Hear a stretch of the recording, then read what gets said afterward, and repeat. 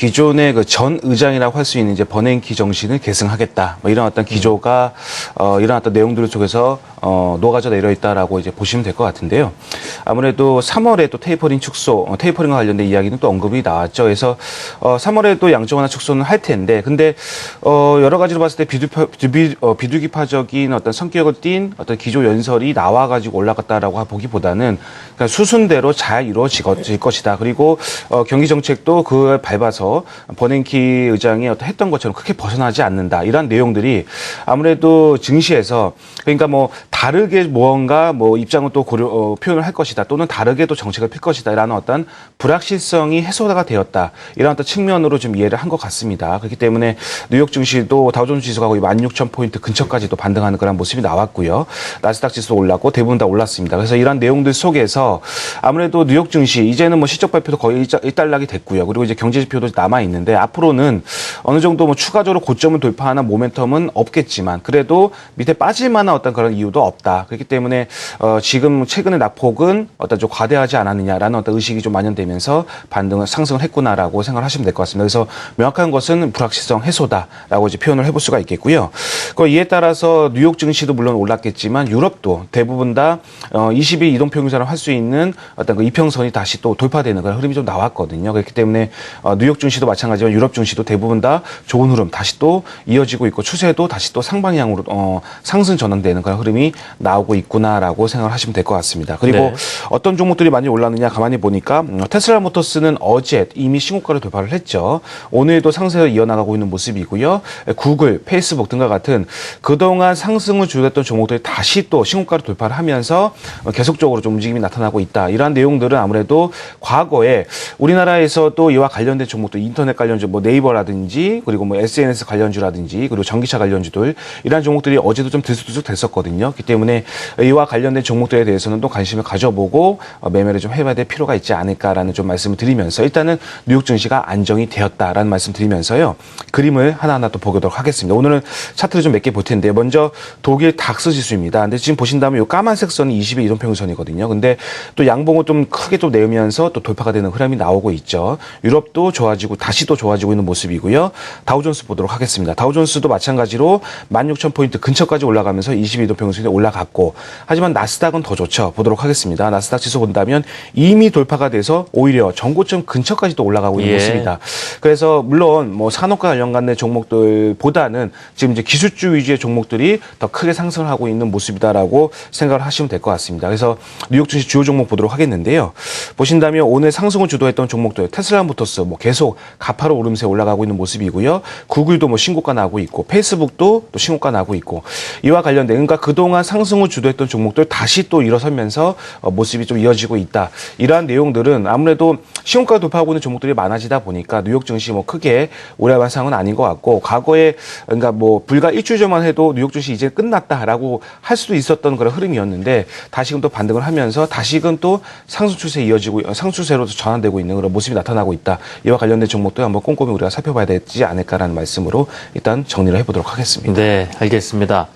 자, 바로 국내 증시 살펴보죠. 요즘에 국내 증시에서는 아무래도 이제 종목별 움직임, 특히 이제 수급 관련해서는 특정 종목에 이제 매수가 몰리는 많이 이제 염두에 두자라고 말씀을 드리는데요.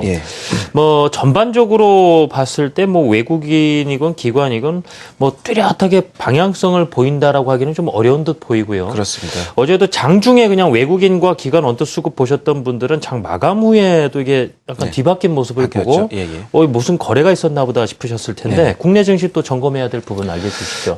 어제 장중에는 외국인이 크게 뭐 많이 사는 그런 흐름이 나오지 않았지만 장 끝나고 한국항공우주라는 종목을 기관과 외국인이 블럭딜이 있었습니다. 그렇기 때문에 외국인이 순매수로 잡혔다라고 이제 보시면 될 것 같고요.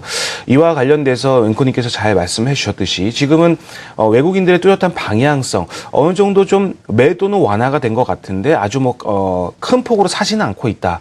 이런 뜻으로 본다면은 아무래도 좀 방향성이 아직까지는 좀 모호한 것이 아니냐라는 생각을 해볼 수가 있겠는데 근데 어제 삼성전자를 1,200 가까이 매수가 들어왔거든요. 근데 1,300 정도 매수가 들어왔는데 이는 아무래도 향후 글쎄요, 이 너무 많이 빠진 종목에 대해서는 외국인들이 그래도 매수가 들어오고 있는 어떤 흐름이 이어지고 있다라고 보시면 될 것 같고요. 그리고 그저께 같은 경우에도 뭐 삼성중공업, 대우조선해양 이런 종목 같은 종목은 외국인과 기관이 또 양매수가 유입되는 그런 흐름이 나왔거든요. 그러니까 지금은 제가 봤을 때는 이런 것 같습니다. 많이 빠진, 그러니까 실적을 이미 공개한, 그러니까 불확실성이 해소가 된 낙폭과대 대형주에 대해서는 기관이나 외국인 모두 다 관심을 갖고 있다. 그리고 우리나라가 1900 이하는 매력이 좀 있는 구간이기 때문에 또 올라가면 올라갈수록 파는 게 아니라 떨어지면 떨어질수록 계속적으로 사는 입장을 어떤 고수하고 있는 기관과 외국인이 많아지고 있다. 이런 뜻으로 좀 이해를 한 편이 날 것 같다는 생각이 들거든요. 그래서 전략은 이렇습니다. 지금 뉴욕 증시는 어느 정도 유럽도 마찬가지지만요. 뉴욕 증시는 어느 정도 추세가 다시금 또 상향으로 또 트는 그런 흐름이 나오고 있는 모습이기 때문에 해외 증시는 이제 좀 안정세를 찾았다. 그렇게 본다면 어느 정도 이제는 낙폭과대 대형주 실적을 공개한 낙폭과대 대형주에 대해서 이제 슬슬 관심을 가져봐야 때가 아니겠느냐라고 생각을 좀 말씀을 드리도록 하겠고요. 그리고 또 한 가지 코스피 지수 중심으로 봤을 때 항상 말씀드렸던 1935포인트와 40포인트는 그동안 계속적으로 돌파하지 못했던 또는 지지와 저항이 이루어졌던 그 가격 포인트대였거든요. 근데 네. 그 포인트대가 돌파되고 나서 마감이 될런지 이러한 것들을 살펴보시면서 전반적으로 중기 추세를 좀 살펴볼 게 어떨까라는 좀 말씀을 드리도록 하겠습니다. 그래서 일단은 오늘 MSCI 한국 지수가 1.56% 오름세가 나왔고요. 야간 선물도 0.4%가 올랐기 때문에 네. 1940포인트 언저리에서 좀 움직임이 나올 겁니다. 근데 이게 마감이 뭐 돌파가 되면서 마감이 되는지 아니면 다시 떨어지면서 마감이 되는지 이러한 여부를 좀 살펴보시면 좋을 것 같다. 일단은 아직까지도 뭐 은행주, 뭐 KT 관련돼 가지고 지금 뭐 대출 관련된 뉴스도 많이 나오지 않겠습니까? 네. 그래서 이러한 내용들 속에서 뭐 외국인들이 그쪽에는 좀 매도가 좀 많이 나오고 있는 모습이에요. 그러니까 아직까지는 불확실성이 좀 남아 있기 때문에 그 점을 좀 참고하시면서 지수는 1940포인트 종가 마감하는지 여부 그리고 외국인들의 매매 동향 물론 잘 살펴봐야 되겠죠. 그리고 종목들은 실적을 이미 공개한 낙폭과대 대형주들 이런 종목들 중심으로 해서 한번 살펴볼 필요가 있지 않을까 생각이 들고 그리고 마지막으로 제가 또 언급을 해드릴 것은 뭐냐면 어제 외국인이 코스닥을 260억 이상 매도가 나왔습니다.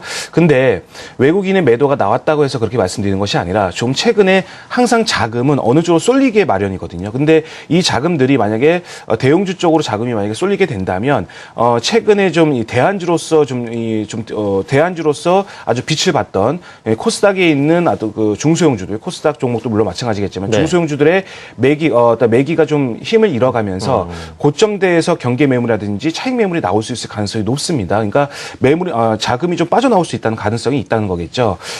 빠져나와서 그 자금들이 대형주 쪽으로 갈 수 있는 그런 가능성이 좀 우리가 좀 염두를 해야 되지 않을까. 그래서 많이 올라간 코스닥 종목이라든지 중소형주에 대해서는 어느 정도 차익 실현을 생각해 보시는 것도 마냥 무조건 가져가겠다라는 것보다는 시장이 바뀔 수 있을 가능성이 있으니까 그 점에 대해서도 우리가 좀 생각을 해보자라는 말씀을 드리면서요.